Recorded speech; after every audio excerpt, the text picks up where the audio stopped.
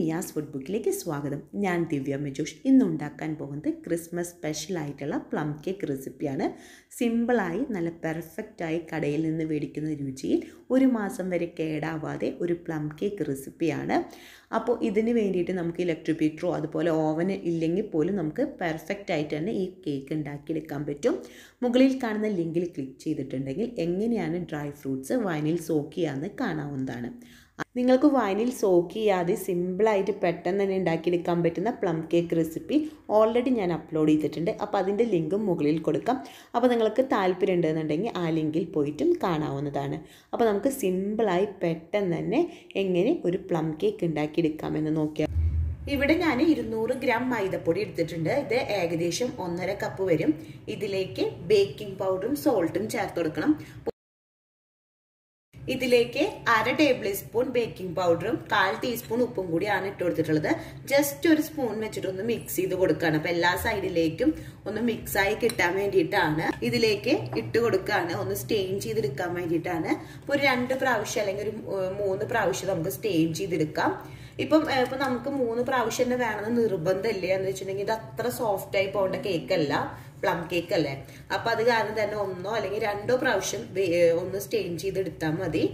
അപ്പൊ എല്ലാ സൈഡിലേക്കും ഒന്ന് മിക്സ്, ബേക്കിംഗ് പൗഡറും സോൾട്ടും മിക്സ് ആവാൻ വേണ്ടിയിട്ടാണ് ഇതുപോലെ ഒന്ന് സ്റ്റെയിൻ ചെയ്തെടുക്കുന്നത്. ഇവിടെ ഞാൻ 100 ഗ്രാം ബട്ടർ എടുത്തിട്ടുണ്ട്. അത് റൂം ടെമ്പറേച്ചറിൽ എത്തിയിട്ടുള്ള ബട്ടറാണ്. മാർഗരീൻ വേണമെങ്കിലും നമുക്ക് യൂസ് ചെയ്യാം ഇതിന് പകരമായിട്ട്. ഇപ്പൊ വിൽക്കുന്ന ഒരു കാര്യത്തിലൊക്കെ ആണെന്നുണ്ടെങ്കിൽ മാർഗരീൻ ആകുമ്പോൾ ലോ പ്രൈസിൽ കിട്ടും. ബട്ടർ ആകുമ്പോൾ കുറച്ചും കൂടി എക്സ്പെൻസീവ് ആണ്. പക്ഷെ നമ്മുടെ വീട്ടാവശ്യത്തിനൊക്കെ ആകുമ്പോൾ കുറച്ചും കൂടി ഹെൽത്തി വേർഷൻ ആകുമ്പോൾ ബട്ടർ ആണ് നല്ലത്. അതുപോലെ തന്നെ ഞാനിവിടെ കേക്ക് ഉണ്ടാക്കിയെടുക്കാൻ വേണ്ടിയിട്ട് 100 ഗ്രാം ബ്രൗൺ ഷുഗർ എടുത്തിട്ടുണ്ട്. അപ്പൊ ആ ബ്രൗൺ ഷുഗർ ലൈറ്റ് കളറുള്ള ബ്രൗൺ ഷുഗർ ആണ്. അപ്പൊ അത് കാരണം തന്നെ അതൊന്ന് ഡാർക്കായി വരണം. അപ്പൊ അതിലേക്ക് ഞാൻ 1.5 ടേബിൾ സ്പൂൺ ബൂസ്റ്റ് ചേർത്ത് കൊടുക്കുന്നുണ്ട്. ഒരു ഡാർക്ക്നെസ് കിട്ടാൻ വേണ്ടിയിട്ടാണ് കേക്കിന്. അതേപോലെ തന്നെ ഇവിടെ ഞാൻ കുറച്ച് സ്പൈസസ് എടുത്തിട്ടുണ്ട്. നമ്മുടെ കേക്കിന് നല്ലൊരു ഫ്ലേവർ കിട്ടാൻ വേണ്ടിയിട്ട്. ചെറിയ കഷ്ണമായ കാരണം 2 കുഞ്ഞേ കഷ്ണം പട്ട എടുത്തിട്ടുണ്ട്. ഒരു 3 ഏലക്കായ, ഒരു 6 കറിയാമ്പൂവ്, ജാതിക്കായയുടെ കുരുവില്ലേ അതൊരു 2 കുഞ്ഞേ കഷ്ണം എടുത്തിട്ടുണ്ട്. ഒരു 1/4 ഭാഗം. ഒരു മിക്സിയുടെ ജാർ എടുത്തിട്ടുണ്ട്. അതിലേക്ക് നമ്മുടെ സ്പൈസസ് ഇട്ട് കൊടുത്തിട്ടുണ്ട്. ഒന്ന് പൊടിച്ചെടുക്കാണ്. ഞാൻ ഇവിടെ സ്പൈസസ് പൊടിച്ചെടുത്തിട്ടുണ്ട്. അപ്പൊ നന്നായിട്ട് ഫൈനായിട്ട് പൊടിയുന്നില്ല. അപ്പൊ ഇതിലേക്ക് ഷുഗർ നമുക്ക് പൊടിച്ചെടുക്കാനുള്ള ബ്രൗൺ ഷുഗർ ആണ്. 100 ഗ്രാം ആണ് ഞാൻ ഇതിലേക്ക് ചേർത്ത് കൊടുക്കുന്നത്. അതേപോലെ തന്നെ 1.5 ടേബിൾ സ്പൂൺ ബൂസ്റ്റും കൂടിയും ചേർത്ത് കൊടുക്കുന്നുണ്ട്. നല്ലൊരു കളറും നല്ലൊരു ടേസ്റ്റും നമ്മുടെ കേക്കിന് കിട്ടാൻ വേണ്ടിയിട്ടാണ്. അപ്പൊ എല്ലാം കൂടിയിട്ടിട്ട് ഒന്ന് മിക്സിയിൽ പൊടിച്ചെടുക്കട്ടെ. ഇത് മിക്സിയിൽ പൊടിച്ചെടുത്തിട്ടുണ്ട്. അപ്പൊ സ്പൈസസിന്റെ നല്ല സ്മെല്ലും അതുപോലെ ഷുഗറും ഒക്കെ നന്നായിട്ട് തന്നെ പൊടിച്ചു വന്നിട്ടുണ്ട്. ബട്ടർ റൂം ടെമ്പറേച്ചറിലുള്ള ബട്ടറാണ്. അതൊന്ന് ഞാനൊന്ന് മിക്സ് ചെയ്ത് കൊടുക്കാണ്. ഇതിന് വേണ്ടിയിട്ട് ഞാനൊരു സാധാ വിസ്കാണ് യൂസ് ചെയ്യുന്നത്. ഈ ഒരു വിസ്ക് വെച്ചിട്ടാണ് ഞാൻ ഫുൾ കേക്ക് ഉണ്ടാക്കുന്നത്. ഇപ്പൊ നിങ്ങൾക്ക് ഇലക്ട്രിക് ബീറ്റർ ഇല്ലാന്നുണ്ടെങ്കിലും നല്ല പെർഫെക്റ്റ് ആയിട്ട് തന്നെ നമുക്ക് കേക്ക് കിട്ടും. ബട്ടറിലേക്ക് നമ്മളിവിടെ പൊടിച്ചെടുത്തിട്ടുള്ള ബൂസ്റ്റ്, ബ്രൗൺ ഷുഗർ അതുപോലെ തന്നെ സ്പൈസസും കൂടിയിട്ടുള്ള പൊടിയാണ് ഇതിലേക്ക് ചേർത്ത് കൊടുക്കുന്നത്. ഇത് എല്ലാം കൂടിയിട്ട് നന്നായിട്ടൊന്ന് മിക്സ് ചെയ്തെടുക്കണം. ഇപ്പൊ നിങ്ങളുടെ കയ്യിൽ ബ്രൗൺ ഷുഗർ ഇല്ലാന്ന് വിചാരിച്ചിട്ട് പേടിക്കേണ്ട ആവശ്യമില്ല. 60% വെല്ലം, ഒരു 40% വൈറ്റ് ഷുഗറും കൂടിയിട്ട് മിക്സ് ചെയ്തിട്ട് പൊടിച്ച് കഴിഞ്ഞിട്ടുണ്ടെന്നുണ്ടെങ്കിൽ തന്നെ ഒരു നല്ല കളർ കിട്ടും നമ്മുടെ കേക്കിന്. ബ്രൗൺ ഷുഗറിന്റെ ഒരു എഫക്റ്റും കിട്ടും കേട്ടോ. അപ്പൊ ബ്രൗൺ ഷുഗർ കുറച്ചും കൂടി കോസ്റ്റ്ലി ആണ്. അപ്പൊ അത് മേടിക്കാൻ ബുദ്ധിമുട്ടുള്ളവർ ഇതുപോലെ ചെയ്താൽ മതി. ഇനി ബൂസ്റ്റിന് പകരമായിട്ട് നിങ്ങൾക്ക് ബൂസ്റ്റ് ഇപ്പൊ വീട്ടിലില്ലാന്നുണ്ടെങ്കിൽ കൊക്കോ പൗഡർ ചേർത്ത് കൊടുക്കാം. അപ്പൊ ഒരു ടേബിൾ സ്പൂൺ ഒക്കെ ചേർത്ത് കൊടുക്കാം. പക്ഷെ ബൂസ്റ്റ് ആയിരിക്കും എപ്പോഴും ഞാൻ പ്രിഫർ ചെയ്യണത്. അപ്പൊ നന്നായിട്ട് തന്നെ ഇവിടെ മിക്സ് ചെയ്തെടുത്തിട്ടുണ്ട്. നല്ല സോഫ്റ്റ് ആയിട്ട് വന്നിട്ടുണ്ട്. ഈ ഒരു ടൈമില് കാരമൽ സിറപ്പാണ് ഞാൻ ചേർത്ത് കൊടുക്കുന്നത്. ഒരു 1/2 കപ്പ് കാരമൽ സിറപ്പാണ്.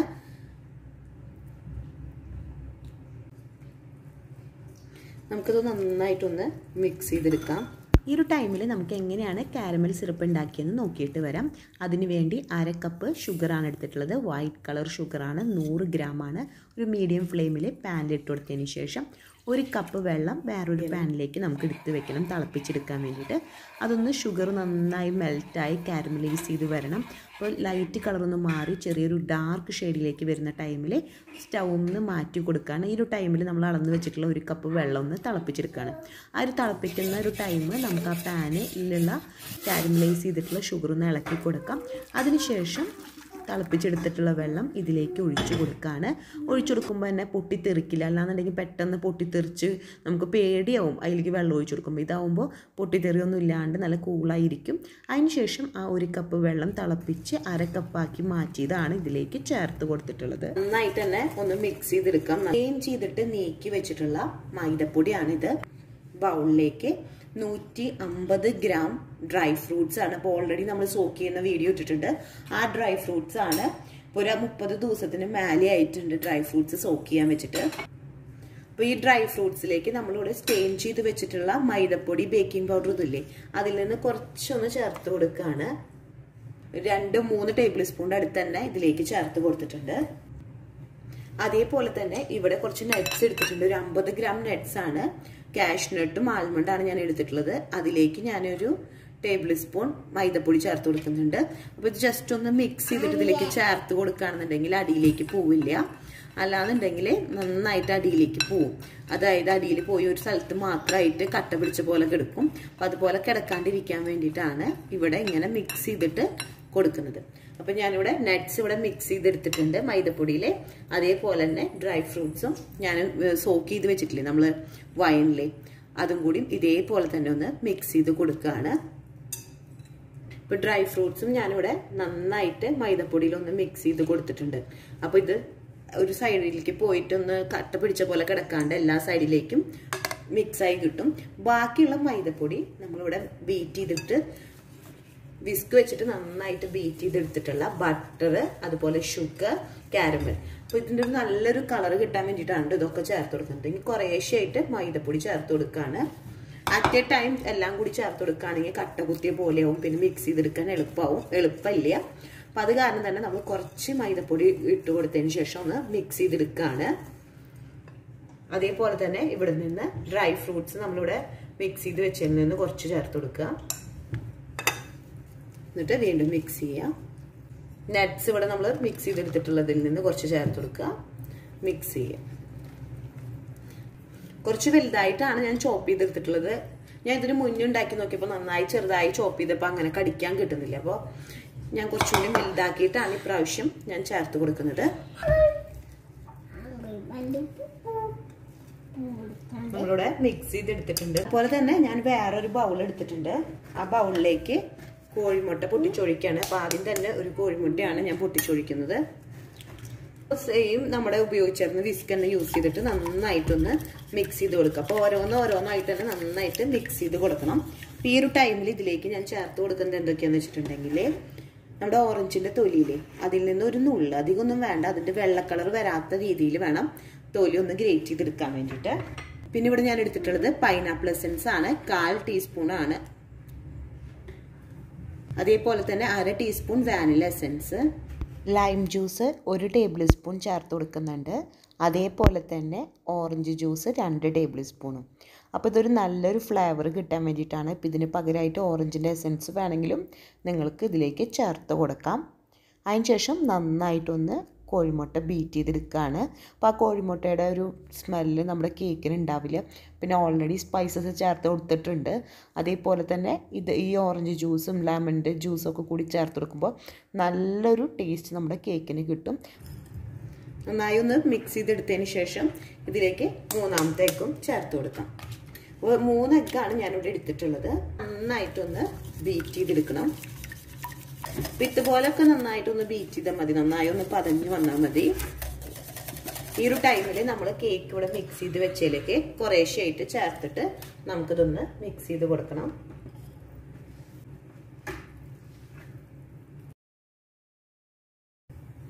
വീണ്ടും കുറച്ചുകൂടി ചേർത്ത് കൊടുക്കുക. ഈ ടൈമിൽ കേക്ക് ഉണ്ടാക്കിയെടുക്കാനുള്ള പാൻ എങ്ങനെയാണ് ഗ്രീസ് ചെയ്തെടുത്തതെന്ന് നോക്കിയിട്ട് വരാം. പ്ലം കേക്ക് എന്ന് പറയുമ്പോൾ എപ്പോഴും നമുക്ക് വട്ടത്തിൽ ഉണ്ടാക്കുമ്പോഴല്ലേ കുറച്ചും കൂടി ഭംഗി ഉണ്ടാവുക. അപ്പം അത് കാരണം തന്നെ ഞാനൊരു വാൽപാത്രമാണ് എടുത്തിട്ടുള്ളത്, കറക്റ്റ് ഷേപ്പിൽ കിട്ടാൻ വേണ്ടിയിട്ട്. അപ്പം അതിൻ്റെ ഉള്ളിലേക്ക് നമുക്ക് ബട്ടർ പേപ്പർ വെക്കണം. അതിന് മുന്നായിട്ട് നമുക്ക് കുറച്ച് ബട്ടർ ഒരു ബ്രഷ് കൊണ്ടൊന്ന് ബ്രഷ് ചെയ്ത് കൊടുക്കാം ഈ പാനിലേക്ക്. ഇനി നമുക്കിതിലേക്ക് അതിൻ്റെ ഈ പാനിൻ്റെ ഷേപ്പിലുള്ള ഒരു ബട്ടർ പേപ്പറാണ് ഞാൻ എടുത്തിട്ടുള്ളത്. അത് ഇതിലേക്ക് വെച്ച് കൊടുക്കുകയാണ്. ഇതിൻ്റെ സൈഡിലേക്കും വെക്കുന്നുണ്ട്. അപ്പോൾ കുറച്ച് ഹൈറ്റ് കൂട്ടിയിട്ടാണ് ഞാൻ വെക്കുന്നത്. നമ്മുടെ കേക്ക് ബാറ്ററൊക്കെ ഇവിടെ റെഡി ആയിട്ടുണ്ട്. നമ്മുടെ കേക്ക് പാനിലേക്ക് ഒഴിച്ചു കൊടുക്കാം. ഇനി നമുക്കിതൊന്ന് ലെവൽ ചെയ്ത് കൊടുക്കണം. അപ്പം ഞാൻ ചെറിയൊരു സ്പാച്ചുല വെച്ചിട്ടാണ് ഇത് ലെവൽ ചെയ്ത് കൊടുക്കണേ. നടുവിൽ എപ്പോഴും ഹൈറ്റ് വെക്കാണ്ട് സൈഡിലേക്ക് വെക്കണം. നടുവിൽ ഇങ്ങനെ ഹൈറ്റ് കൂടി നിൽക്കുകയാണെന്നുണ്ടെങ്കിൽ നടുവ് നന്നായി പൊന്തി പോവും. നമ്മുടെ കേക്കിൻ്റെ കഷ്ണിട്ടൊന്ന് വെച്ച് കൊടുക്കുന്നുണ്ട്. എയർ ബബിൾസ് ഒക്കെ ഒന്ന് മാറിക്കിട്ടാൻ വേണ്ടിയിട്ട് 2 പ്രാവശ്യം ഒന്ന് ടാപ്പ് ചെയ്ത് കൊടുക്കുന്നുണ്ട്. അതിനുശേഷം കേക്ക് പാൻ ഗ്യാസ് ഓവനിലേക്കാണ് വെക്കുന്നത്. അപ്പോൾ ആദ്യം തന്നെ 10 മിനിറ്റ് പ്രീ ഹീറ്റ് ചെയ്തെടുത്തതിന് ശേഷമാണ് അതിലേക്ക് ലോ ഫ്ലെയിമിൽ വെച്ചതിന് ശേഷം കേക്ക് പാൻ വെച്ച് കൊടുക്കുന്നത്. 1.5 മണിക്കൂർ വെക്കുമ്പോൾ നമ്മുടെ കേക്കൊക്കെ ബേക്കായി കിട്ടും. അതേപോലെ തന്നെ ഗ്യാസ് സ്റ്റോപ്പിൽ വെച്ചെടുക്കാൻ വേണ്ടിയിട്ട് കുഞ്ഞൊരു പാനിൽ ഇതേ ബാറ്റർ എടുത്തിട്ട് ഒന്ന് കാഷ്നട്ട് വെച്ചൊന്ന് ഡെക്കറേറ്റ് ചെയ്തിട്ടുണ്ട്. അതിനുശേഷം മീഡിയം ഫ്ലെയിമിൽ ഒരു 5 to 8 മിനിറ്റ് പ്രീ ഹീറ്റ് ചെയ്തെടുത്തിട്ടുണ്ട്. അപ്പോൾ ഒരു പഴയ പാൻ എടുത്ത് അതിൻ്റെ മുകളിലേക്ക് ഒരു സ്റ്റീലിൻ്റെ പ്ലേറ്റ് കമത്തി വെച്ചിട്ടാണ് പ്രീ ഹീറ്റ് ചെയ്തെടുത്തത്. അപ്പോൾ നന്നായിട്ട് ചൂടായി വന്ന ഒരു ടൈമിൽ ലോ ഫ്ലെയിമിലേക്ക് ചേഞ്ച് ചെയ്ത് കൊടുത്തതിന് ശേഷം നമ്മുടെ കേക്ക് ട്രേ ഇതിലേക്ക് വെച്ച് കൊടുക്കുകയാണ്. അതിനുശേഷം കവർ ചെയ്ത് കൊടുക്കാം. ഇത് ഏകദേശം 1 മണിക്കൂറൊക്കെ ആകുമ്പോഴേക്കും നമ്മുടെ കേക്ക് റെഡി ആയിട്ട് വന്നിട്ടുണ്ട്. കേക്ക് കുക്കായോ എന്നറിയാൻ വേണ്ടിയിട്ട് ടൂത്ത് പിക്ക് വെച്ചൊന്ന് പ്രസ് ചെയ്ത് കൊടുക്കുമ്പോൾ ടൂത്ത് പിക്കുമൊന്നും ഒട്ടി പിടിച്ചിട്ടില്ല. അപ്പോൾ കേക്ക് ആയിട്ടുണ്ട്. സ്റ്റൗ ഓഫ് ചെയ്തിട്ട് പാൻ നമുക്ക് പുറത്തേക്ക് ഇറക്കി വെച്ചെടുക്കാം. ഗ്യാസ് ഓവനിൽ വെച്ചിട്ടുള്ള കേക്കും ഇത് റെഡി ആയിട്ടുണ്ട്. അത് കേക്ക് ട്രേയിൽ നിന്ന് മാറ്റി ഒരു പ്ലേറ്റിലേക്ക് മാറ്റി കൊടുക്കാം. അപ്പോൾ ചെറിയ ചൂടാറിയതിന് ശേഷമാണ് കേട്ടോ ഞാൻ ഇപ്പോൾ വീഡിയോ എടുക്കുന്നത്. പക്ഷേ ഇത് ചൂടാറി ഒരു 2 ദിവസമൊക്കെ ഇരുന്നതിന് ശേഷം കട്ട് ചെയ്ത് കഴിക്കുമ്പോഴാണ് നല്ല ടേസ്റ്റ്. 1 മാസം വരെ നമുക്ക് കേടാവാണ്ട് കടയിൽ നിന്ന് മേടിക്കുന്ന അതേ രുചിയിൽ തന്നെ നമുക്ക് കഴിക്കാൻ പറ്റും. അപ്പോൾ എല്ലാവരും ഈ ക്രിസ്മസിന് ട്രൈ ചെയ്ത് നോക്കണം. നമുക്കിതൊന്ന് വെയിറ്റ് നോക്കാം. അപ്പോൾ കറക്റ്റ് മെഷർമെൻറ്റ് എത്രയാണെന്ന് പറയാം. ജസ്റ്റ് ഓൺ ആക്കി ഇടുന്നുണ്ട്. കണ്ടില്ലേ, 899, 900 ഗ്രാം. അപ്പോൾ ആദ്യത്തെ ദിവസം നോക്കുമ്പോൾ 930 ഗ്രാം ഉണ്ടായിരുന്നു. ഇപ്പോൾ കുറഞ്ഞ് 899, 900 ഗ്രാം ആയിട്ടുണ്ട്. അപ്പോൾ നമ്മൾ ഓരോ ദിവസം ഇരിക്കും തോറും ചെറുതായി അതൊന്ന് വെയിറ്റ് കുറഞ്ഞ് വരുന്നുണ്ട്. അപ്പോൾ ഞാൻ ചെറുതായിട്ടൊന്ന് കട്ട് ചെയ്തിട്ട് അതിൻ്റെ ഒരു പീസും കൂടിയും കാണിക്കുന്നുണ്ട്. അപ്പോൾ എല്ലാവർക്കും വീഡിയോ ഇഷ്ടമായി എന്ന് വിചാരിക്കുന്നു. അടുത്ത ദിവസം പുതിയ വെറൈറ്റി റെസിപ്പി ആയിട്ട് വീണ്ടും വരാം. Thanks for watching. By.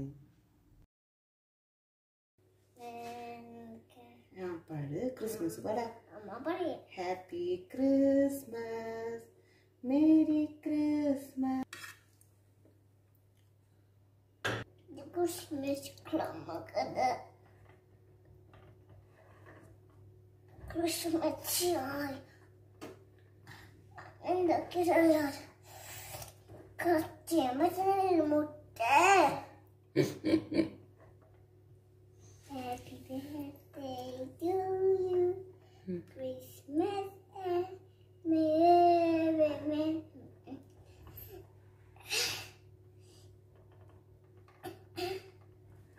That man. Ito ka lang ito. Kaya.